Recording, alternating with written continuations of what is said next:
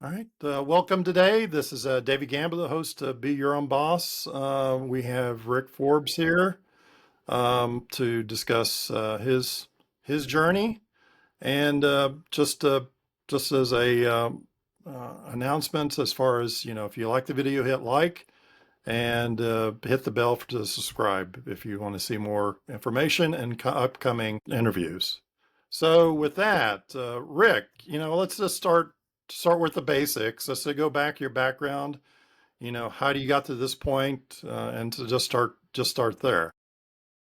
Yeah, pleasure to be here, David. Thank you for having me on here. And yeah, so the time that I could realize is I've always been alone, never having any guidance or never having a stray dog next to me in my journey. I've always had the inclination to write my thoughts out, never having anybody to talk to, no parentals, shall I say. And so I took to writing words, but I never knew that you could write words for, money. It blew my mind. Well, the day that it clicked, I was really, really bad on drugs. I was white ladied out of my mind with some good stuff, and I hurt my own feelings. I was a loser. I truly believed that from the soul depths of my heart, and I quit immediately. It was a realization like, yeah, I'm a loser. So I quit that day, and this was after a couple years after being homeless and everything. But we'll get back to that circling around. But what got me into like the whole marketing aspect was I could write words for money. Found Dan Locke, put myself through private college, got my bachelor's in business admin, and I just fell in love with the whole concept of direct response.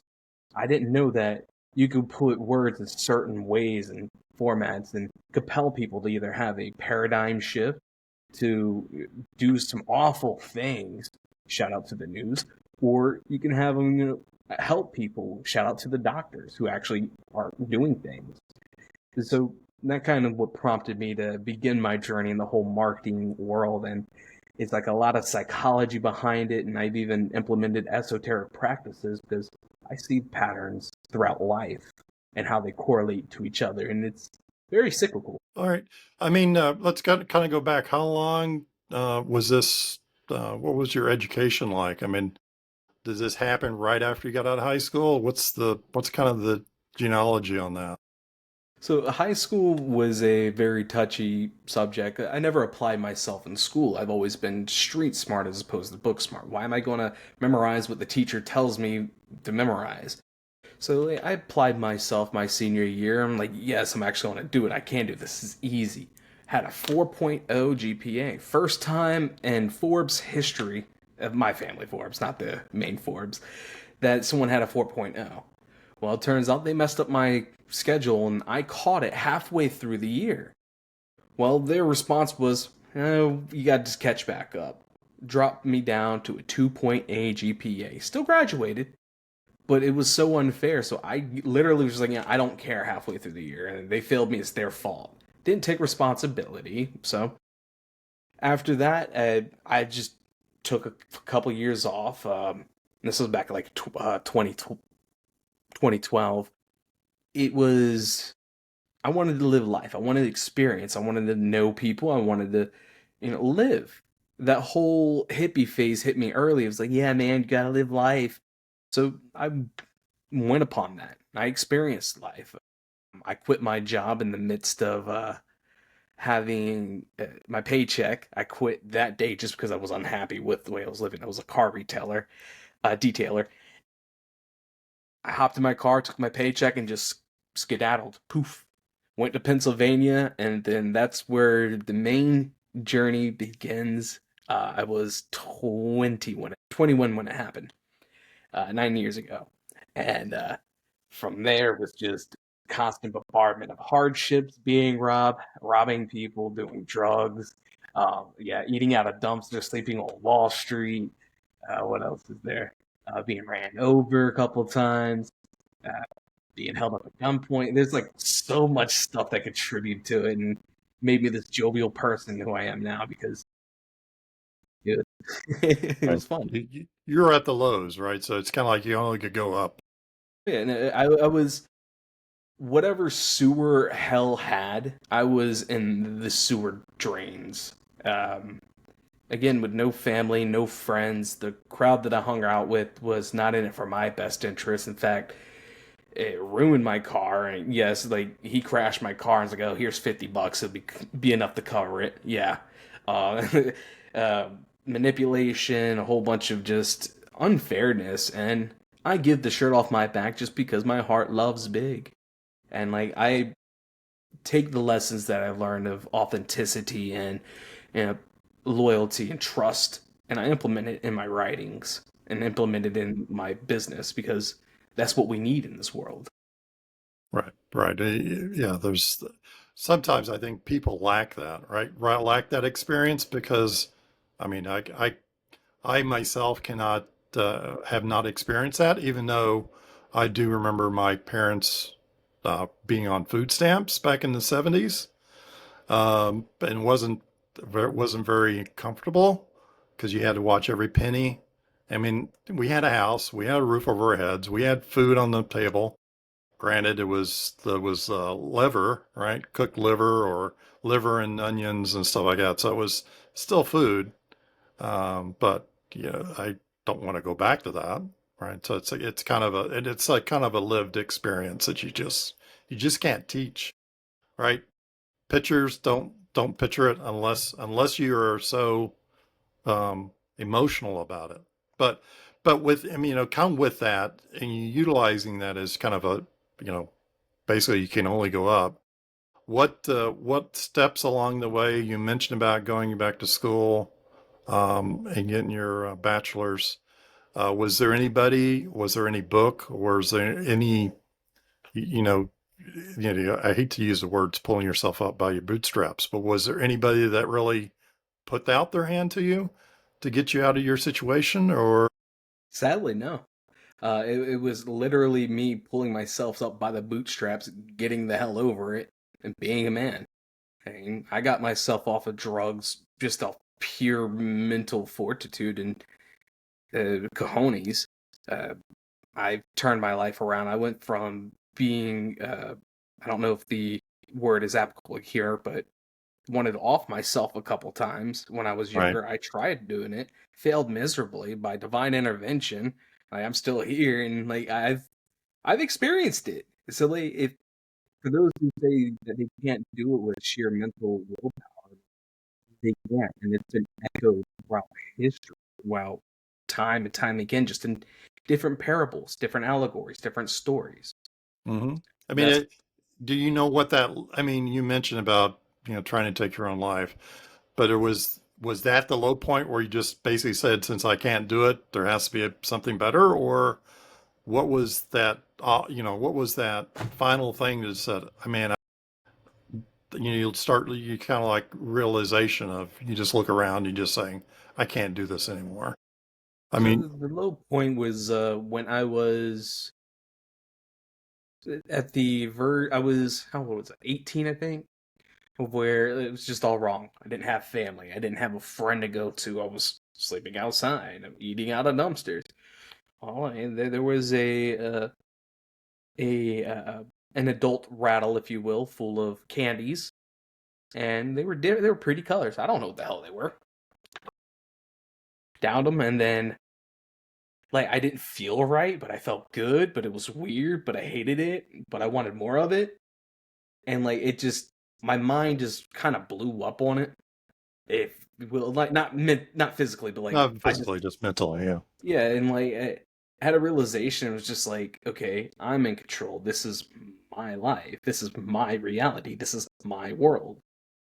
And in a sense, and I don't want the viewers to take it out of context, we are a version of our own God. We are in control of our reality. Regardless of outside forces, how you respond will ultimately dictate how your perception will be. And that Right. formulates the construct of your life. Right. It's and some things I've learned it's E cubed, right? The emotional quality or quotient, and it's kind of how you perceive yourself, right? It always that's my turning point too. Is like I was always looking for the how they perceived me rather than I can do that internally, right? I don't need their acceptance. I don't need somebody else's approval. You're right. I was reading some of the words that you have in your book, and it's kind of like you get that feeling that you are your own director, right? You are your own story that you could put in the words that you want to put in. Nobody else is doing it. If you're sad, it's because you put something in that made you sad, Mm-hmm. right? Or you watched something, or you read something, or you put in the wrong food that made you, Mm-hmm. be sick. It's you did it, right? Nobody else put it down you, unless you're being tortured, but typically it's not the case. Um, but beyond that, I mean, after that, after you're, getting your degree, what was the step process for you after that? I mean, did you move back home, sounds like, or what was after that? What happened? What's your story after that point? So I reconnected with an old buddy, and I just wanted to change. I wanted, get out of California. I was on a marijuana farm, coked out of my mind, and I was lonely.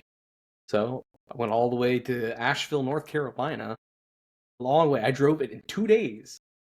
I didn't scenic route, no. I just straight through, and that's a 3,000, close to a 3,000 journey mile that I did, and did that in 2 days. It was fast. Stayed on his couch for a little bit, and then luck we have it, the girl that I was talking out in California decided to take a chance and move out that way as well. She got a place, and just I let life take me by the reins and just go with it. Just because you're supposed to surrender, whereas I coined the term of not giving a fuck, quote unquote. Because by that I mean stop needing that, relinquishing the need for ultimate control. You care so much, you give that much of a fuck that you have to dictate the exact outcome. No, let go. Stop. Relax. Think about it. Enjoy it mentally and physically. Immerse yourself into it, whether it be 5 minutes alone time when when you're on the potty. Relax. Immerse yourself into it of what you want, then let it go. Let it upload to the conscious and let it go. And it will happen. I've actually cleared $58,000 of debt like that without contributing a single cent, just by letting that happen. I don't know what the hell happened. It's what I wanted though. I've written it down multiple times. All my debt, it will be paid off in full.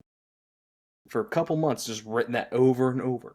I woke up one morning, all my accounts were closed. All right, cool. Right? Put one foot in the front of the other, and term I'm starting to use is God willing, right? If the plan works, God willing, that I do, go, I do find people like yourself, or I do connect with folks. I do.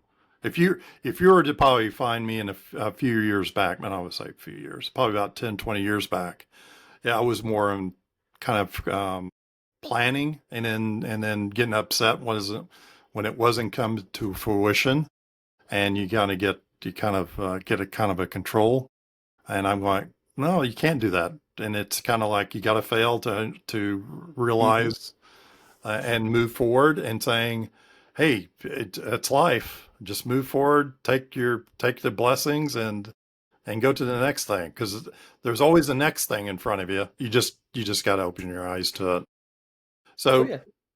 so with that, I mean, what is the current business that you're in, and how did that evolve The from business I'm that in point? is direct response communication, mainly in the email field for businesses and the holistic side, spiritual side.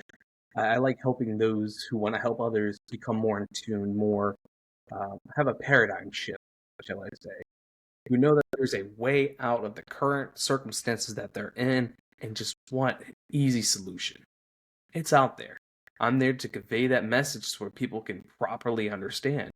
Because oftentimes what gets lost in communication is context. And we could say the same thing three different ways. and mean three different things. So it's just like, what gives? So I found a way so where it's directly speaking in a way that people not only know that it's you, it separates your voice from your businesses, and there is a major difference. And with the whole uh, storytelling journey that I've endured, I know how to do my research and convey a message from the people you've helped and relay their story in a proper way so it's not cheesy or scammy or suspiciously AI written. I'm looking at you, other people's. I mean, is there specific people you've helped that has kind of influenced the next iteration of yourself? Is what's the I guess I'm looking for what are the failures along those lines because we never stop failing, right? But yeah, So no, I failed multiple times. I had opportunity to work with the number one copywriter in the world, Stefan Gregory. I psyched myself out and had a major imposter syndrome feel. Well, I've understood the whole concept and what went wrong, how it went wrong, so I'm able to relay that in a more pristine manner. And the successes that I've helped a company gain what was it, I think $130,000 in return off of like a $35 ad spend. Yeah, and this was just I didn't know what the hell I was doing either. Was the cool thing. He's like, "Hey Rick, can you do this?" Nope, but we're going to do it. And like that Dunning Kruger effect, I guess. I don't know. It's just what I wrote relayed a message to help people. Another one that I helped a company gain attention of a $20 million client by writing one blog. The blog was so well written and it conveyed the message of what the company did. The dude immediately, it was like 2 or 3 days after they published it, they got a hold of him. What happened then, I don't know. But it did gain attraction of a $20 million client. The way that I communicate and show people how to do things for Camping World, I trained their whole staff, which like they don't provide training. That's the thing. I did it on my own time on the clock without extra pay. Train them to help the store become top 10 nationwide. We went from like in the 80s to the top 10. what product was it? You said Camping camping, World. Yeah, the camping. world's largest retailer for RVs. Oh Mm-hmm. yeah, yeah. Yeah, I've been Market looking for. Simonis. Yeah. uh, We've been toying around whether or not to RV rather than going into hotels and stuff just to see the sights. it's more practical in that way, but a lot of people want to live in. We're not going to get in that whole debacle. No, no, no, Got no, certain no. feelings on that That's a separate, yeah, that's a separate discussion. one. But But okay, so I mean, what are your future goals? What's the future looking like for Rick? What's the next steps in you that you feel that are opening up for you? the next steps is possibly becoming a more open speaker in the public, being that I have a natural knack for telling stories and I'm not afraid to vent and I'm not afraid to be a human on stage look like a fool. Just because we're all human, we get that. More chances that I have a slip up of like a tongue and like, oh my bad, I didn't mean to say that. People are gonna be like, all right, I like this guy. He's He's real. He's right. real. And like that's what I want to bring. I want to bring back authenticity. I'm bringing back the I'm making marketing much more fun again. Yes, I said much more fun again because Well, it's much so. more fun than typical, or Oh I yeah, could think about Mad Men from HBO as far as like the '60s, the '50s, and the '60s. Is that that was fun. I mean, David, the Pet Rock. Yeah, I remember the Bat Rock. The I Pet still Rock. can't It was a figure out what $1 million business by making a rock fun. I want to do that. I want to contribute to that. I want to have that blow up just by being different, weird. The Chia Pet. That was fun. Oh, well, Cabbage Pogs. Cabbage Patch Kids. I remember Cabbage those. Patch, yes. Like Yeah. all that was fun. Now it's the same remedial bull crap over and over. It's all Yeah, there's no benefits. It's creativity. all it's all Right. benefit fluff now. We've heard all the benefits. What else new? Well, how can you go about saying your message without giving benefits? Well, leave it up to the imagination. Everybody's got one, and everybody's imagination is sick and twisted. I don't care who you are. Okay, we've all had the inclination of, what would happen if I drove on the other side of the road one or two times, or on the sidewalk. We've all thought about it. As long as we don't do it, don't do this. Oh, But I like, mean, I've been to Europe, so I've done that. I've driven on the other side well, and in driven on America, the other side of the car, right? With the stick shift in the middle, right? Still have a stick shift on your left hand, not your right hand. in America, where we I can't know what drive you on that mean. side of the road. No, but like, Right. well, I want to bring back uh, the nuance. Like back when Skittles had that whole fiasco of their inappropriate messages, Uh, and that was fun. It was raunchy and it was wild as hell. Don't get me wrong, but they got a lot of Chambers Media is doing it. I don't know if you know who they are. Check them out. Shout out Chamber Media, not a paid sponsor. Travis Chambers is the man when it comes to like showing ads.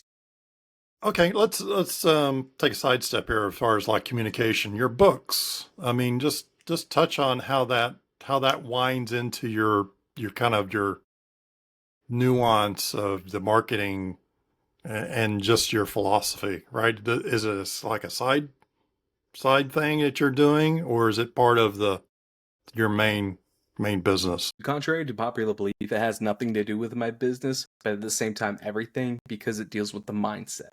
It has nothing to do with email marketing, but throughout the dawn of man, the same message has been echoed time, and time again, just in different ways. Whether it be every religion says it, every tradition says it, pop culture says it, anime says it, history, CIA documents, metaphysics, science says the same thing. The universe happens through you, not to you. What you ultimately feel on the core depths of your heart, what you feel will ultimately dictate the outcome of your life. So it has everything to do with email marketing when it comes to conveying the message of, hey, I truly feel like this message will resonate to people, as opposed to, let's just send this out. That contributes to it. But it has nothing to do with email marketing per se, because it's not a marketing book. But I take 15 years worth of knowledge and studying from all major religion, all the things I just listed, and implement it in a book and put it in a way that's conveyed. None of it is my original thought. It is other people's works, just reformatted in the way that we can properly understand and digest. Because nobody wants their quote unquote reality crush. Like, hey, the way you're living is wrong. Slap. Like, no. The way you're living is correct. It's just how you're going about it could use Right. adjusting. We've all known this. I'm just here to help you remember it. Right. I mean, are you're referring to books? I remember growing up with futurists like Isaac Asimov with the Foundations series. Kind of being he's always transplanting himself. This is like Foundation supposed to be, I don't know, 20,000 years in the future where we're colonizing the galaxy, and it's kind of like robots and all this is interacting, and that sense of and being self is always resonant in some of the sci-fi Mm-hmm. genre I've read when I was growing up, and even and I always seek that out because it's kind of a different mindset from everybody else.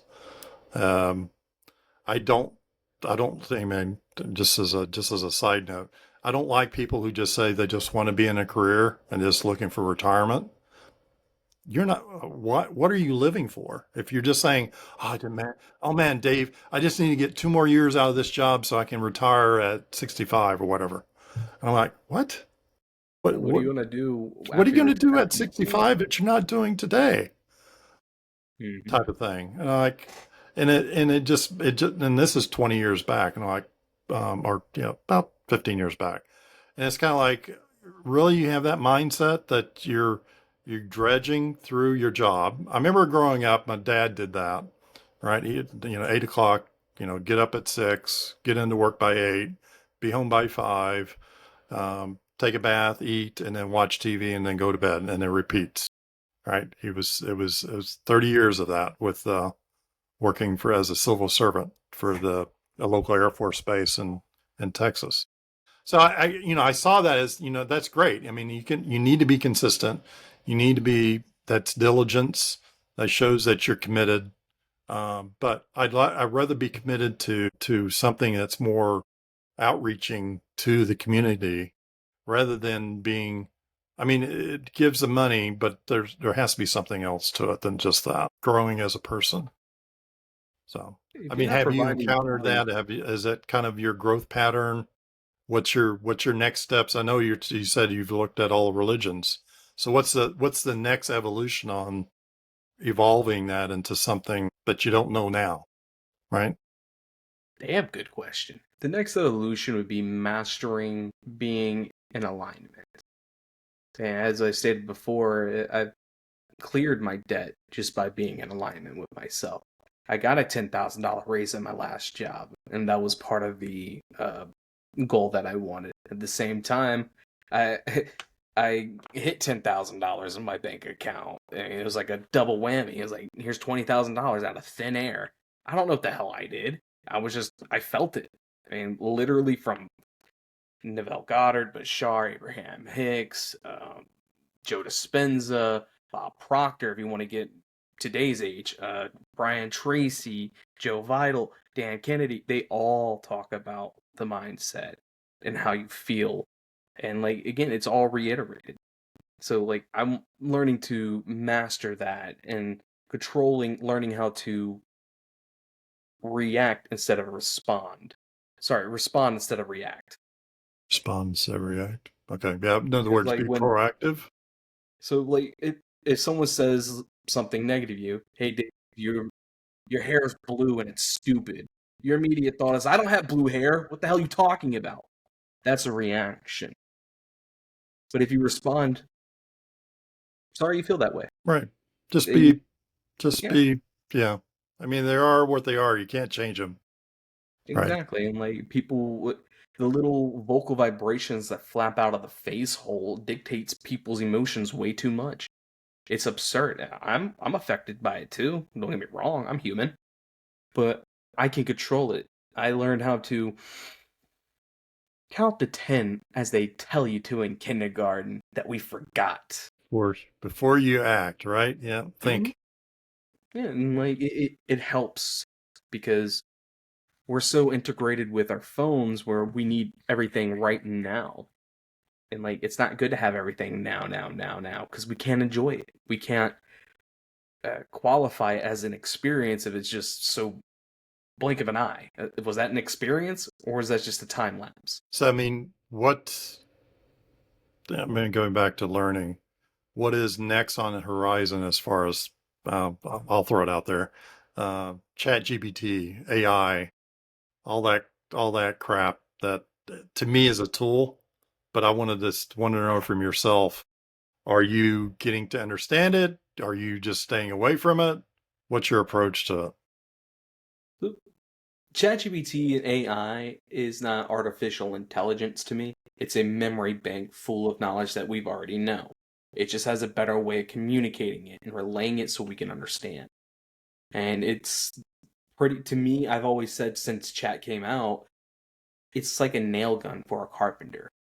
You're not going to sit there, look at the nail gun, and say, build me a house, and it's going to be a miraculous house. No, you got to put in the nails. You got to put in the work. You got to do it as well. It's an outline, a sketch. It's Bob Ross's outline. You got to paint the damn picture. But people take it for granted since it's new, quick, and innovative fast. It's going to replace authenticity. Well, no. We don't give enough credit to the human intellect, even though humans' natural stupidity is a thing. It, it's smart. It's kind of like a paradox. Humans are so dumb that we're intelligent because we're nuanced. We understand the EQ versus IQ. I mean, our EQ could be way up here. The majority IQ is down here, and AI will never capture the emotional quality, emotional intelligence. So like, it's just a tool. And I'm like, I use the hell out of it. Don't get me wrong. It's a great tool to use. It's fun to use, but it's not the prime basis of what I do. And I kind of see it more and more on the daily emails. Right. I mean, along those lines, I mean, I want to go back to the kind of the teaching and what is on, I mean, just say it. I mean, what books are you reading now? What from another question I always ask is, who do you know? What do you know? What are you reading that I should read or the audience should read? Oh, one of the books that I recommend to everybody just because it is out, just so out there. And like I talked to the dude. The dude's name is Eric E. McKell, and his book is The Book of Illumination, The Color of Change. He has an outlandish theory now. So, what if gods walk the earth? If energy can't be created or destroyed, it can only be recycled. Well, what about the deity's energy as well? When they come back in a different way, shape, or form, for one of his examples, the god who walks on air, Michael Jordan, born in the Windy City, uh, Air Jordan, and it goes more onto that, and like he backs up his claims, whether he uses astrology, the same tactics that I used. And fun fact, that book was a prime inspiration of why I wrote The Aether Veil, and it's one of a it's a great read, very like just open minded, knows what the hell he's talking about, and he cites sources everything. Another book I would recommend would be How to Win at the Game of Life by Florence Scovel. And was written in 1928, almost 100 years ago. Either 1928 or 1922. I'm going to have to fact check myself. But that book right there was the reminder that kind of kickstarted everything because it talks about the power of affirmation. And then they backed themselves up with using the Bible because that was the culture back then. But through the power of his word, the energy that you speak ultimately reflects the outcome, what you get. And there's certain words and phrasings in there that are emotionally changing. And especially if you go on like a little walk or run first thing in the morning, you say that 3, 4 times, you start to feel it. You're just like, yeah, let's do it. And I've been doing a I mean, lot of, have you ever, I guess you've read Dale Carnegie, a oh lot of yeah, his books. How to Win Influence Friends, Earl Nightingale, Napoleon Hill, Zig Ziglar, uh, Ogden Mandel or Ogden Mandino, Ogden Mandino. He has a lot of like stories that he basically talks about during the Christian era, during the life of Christ. A lot of the secrets of life. It's very very. He's very descriptive of telling the story of the secrets in kind of a grandiose way. wait, But and it's like always the same thing. It's always being positive. It's being the mindset of don't let the negativity get in. it's But ultimately how you feel. Feeling is the key. That's what The Secret talks about. That's what Bob Bly, literally every fictional work out there or non-fictional work out there dealing with the paradigm shift talks about it, whether it be in parables or allegory. And like, I hate to be like, yeah, it's one definitive point, but no, evidence shows. Here's your evidence right here. I literally go through tons of work and cite source it because like, emotion is energy in motion. That's what the word emotion comes from. I mean, you could take that emotion and redirect your energy.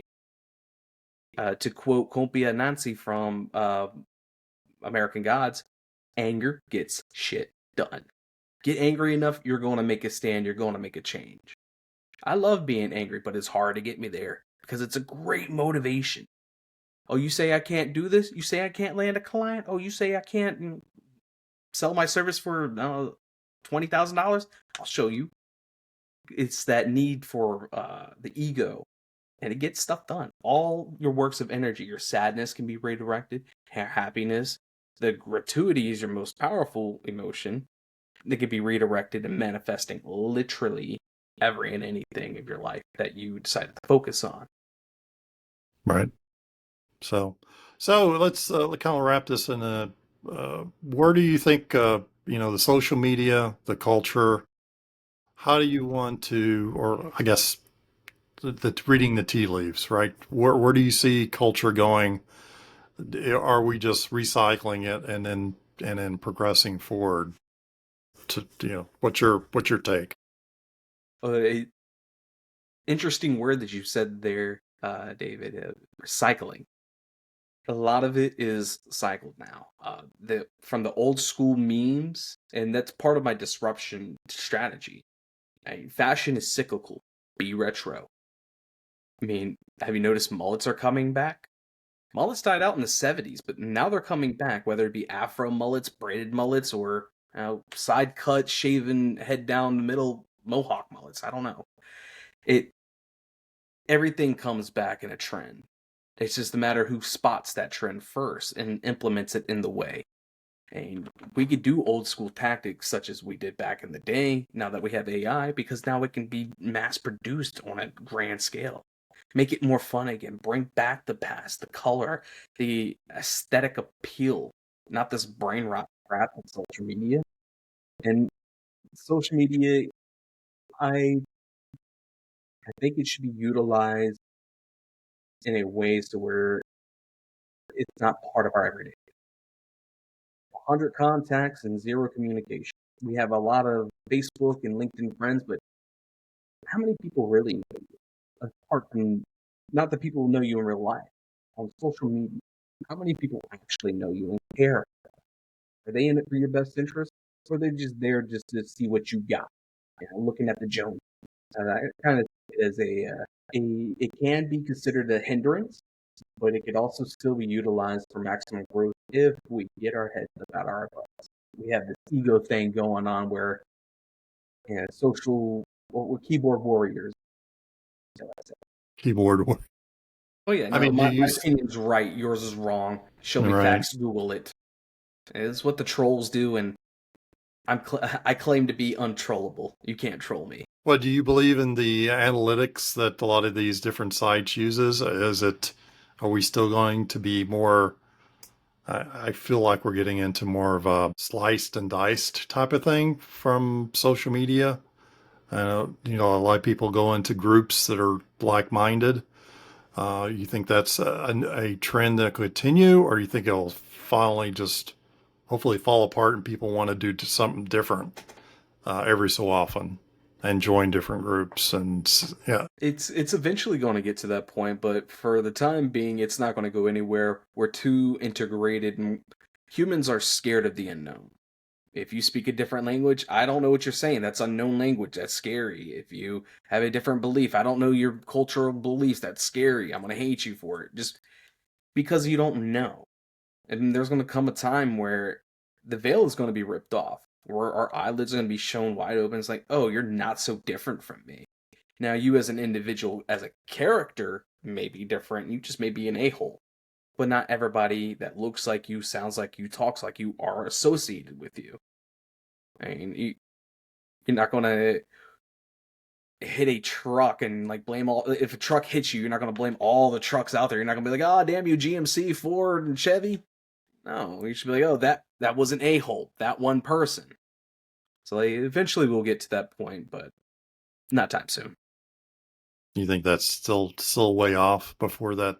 I don't I don't know what the trigger is. It's always a trigger that causes that to, or I don't know if it's a trigger. Even to me in history, it's usually a dramatic event, not Hmm. necessarily a change. Some things change over time, but not dramatically unless there's a dramatic event. It And won't it be seems like this we've had traumatic so event. many of those, it really hasn't changed. Yeah, and it won't be this traumatic event that's coming up. I'm not going to say what it is because I don't know. I just feel it in my cojones. Something is about to emerge. Call it stellar enlightenment, I guess. I don't know. Something is about to happen. man, we're about to go through a global shift, whether it be the economy, whether it be the people, or whether it just be individualistically. That's not going to happen now. But the next shift after that is where we're going to finally be like, all right, we kind of need a change. We're being dumb here. Right. Because right now, I what don't we're know if you've doing. read the book, The Fourth Turning. Mm-mm. It's a book that some historians have gone back, I don't know, hundreds of years and saying there's a pattern that from war to peace to the different generations, how they interact. He talks about heroes and being like veterans, the veterans of wars. And then the second generation of that are kind of, and then it goes through like rebellions, which is like the 60s. And some think that The that's answer's in the stars. happening now. And we're like in the fourth turning. Mm-hmm. It's timed because, you look at World War I, World War II, you look at the Persian Gulf All of them. War. Oh yeah. These are all like turnings of different generations. It's very extensive. I've listened to the audio, and he's got an updated version which I haven't listened to yet. So it's funny that you say that. Astrology talks about that. And it's not some woo woo where it's like, oh, I'm a Capricorn. Like, no, it's stellar alignment, energy positioning, and placement. Well, the reason why I said earlier that this shift is going to happen, and what you just said about what the war is the same exact planet positionary pattern of when that happened during the Renaissance, during the Great Independence War, World War II. They all had the same exact placements as what's going on now, and it's going something big is about to come through, but it's Yeah, not I going to don't make know what I yeah. agree with that. I know that I've been feeling that there's something approaching. Hmm. I just don't know what it is or how it's going to react. I just got to be mindful of it and not be too over addressing it, Yeah. because sometimes I have no control over what's going to happen other than my You own acknowledge it and immediate let it go. environment. Right. Right? It's like a bee. You see a bee, you're gonna be like, "Oh, hello, bee," and it goes away. But if you sit there going, "Ah," Yeah, it's yeah, gonna then be you're a like, "Oh, what?" distractor. Then you get stung. Yeah, it's just like, don't freak out. Just let it be. Hello, bee. Now, if it's a Yeah, wasp, and fucking run. No. yeah. So, all right. I mean, with that, is there anything, I kind of try to wrap this up? Is there anything you want to say before we kind of conclude? Thanks for having me. I appreciate the viewers for listening or watching. If you're at home, check out my book, The Eighth Veil. It's on Amazon for 99 cents on Kindle or 28 bucks paperback. Undeniable proof of how the universe happens through you, not to you. Whether you are a hardcore religious person, hardcore atheist, or you just want to hell, you don't care and you're just an anime head like me and you just want answers. Well, that's good. I'll put in the show notes. I'll put the link to the book, and then and go from there. And I may even put some other books that we just talked about. I'll have to figure out how to get those links to it. I can But send you the links to a few of them. please do if you don't mind, and then I'll drop those in the show notes for the viewers. With Yes, sir. that, I appreciate your time, Rick, and audience. Thanks for joining us, and look forward to hearing your comments. And so please subscribe, and we'll see you next time. Take it easy.